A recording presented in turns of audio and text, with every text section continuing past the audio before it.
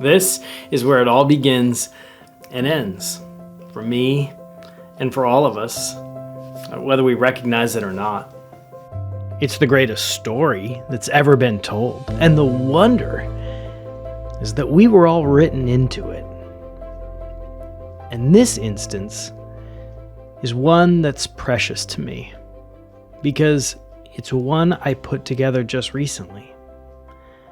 This little pocket Bible is one that I found in the attic of my parents' house after my dad passed away. My mom had gone on 17 years before. We were preparing to sell their century-old house, my brother and I and our wives, our boyhood home. And in a clay jar my dad had made with his own hand was this Bible that his dad had handed him. I first imagined that he'd probably gotten it when my dad was packing to go away for war.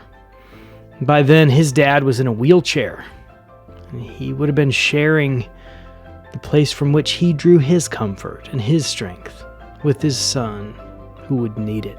But actually, he'd received it a few years before. My dad was 13 when his dad had given him this. He was in the transition from boy to man.